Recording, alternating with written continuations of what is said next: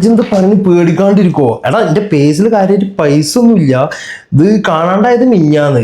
ഇന്നലെ സാധനം കിട്ടി, പെട്ടെന്ന് കിട്ടിയിട്ടല്ല അൽഹംദുലില്ലാ.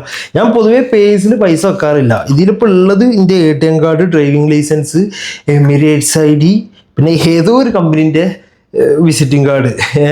ഇതിൻ്റെ ടെൻഷൻ എന്താണെന്ന് വെച്ച് കഴിഞ്ഞാൽ ഇത് കാണാണ്ടാവുമ്പോൾ ഈ എമിറേറ്റ്സ് ID ഉള്ളതുകൊണ്ടാണ്.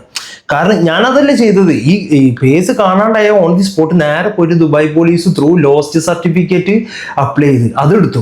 കാരണം എന്താ പ്രശ്നം എന്താന്ന് വെച്ച് കഴിഞ്ഞാൽ ഈ നമ്മുടെ എമിറേറ്റ്സ് ID ഇപ്പൊ ഇന്ത്യയിൽ നിന്നല്ല, ഇപ്പൊ എൻ്റെ എമിറേറ്റ്സ് ID എനിക്ക് കിട്ടുകയാണെന്നുണ്ടെങ്കിലും ഇത് വെച്ചിങ്ങാണ്ട് ഏതെങ്കിലും കുരുത്തങ്കട്ടന്മാരുടെ കൈ കിട്ടുകയാണെന്നുണ്ടെങ്കിൽ ഇവന്മാര് ഇത് വെച്ചിങ്ങാണ്ട് ഈ എന്താ പറയാ ഡ്രഗ്സ് റിലേറ്റഡ് ആയിട്ടുള്ള അക്കൗണ്ടിലോട്ടോ ബാങ്ക് അക്കൗണ്ടിലോട്ടോ അല്ലെങ്കിൽ ഏതെങ്കിലും ഇല്ലീഗൽ ആക്ടിവിറ്റീസ് മണി ലോണ്ടറിങ് ഒക്കെ ആയിട്ടുള്ള ഏതെങ്കിലും അക്കൗണ്ടിലോട്ട് ക്യാഷ് ഡെപ്പോസിറ്റ് ചെയ്യുകയാണെന്നുണ്ടെങ്കിൽ നമ്മുടെ എമിറേറ്റ്സ് ID ഉപയോഗിച്ച് ചെയ്യുകയാണെന്നുണ്ടെങ്കിൽ അതിന്റെ ഫുൾ റെസ്പോൺസിബിലിറ്റി നമ്മൾ എടുക്കണം. നമ്മൾ പിടിച്ച അകത്താക്കും.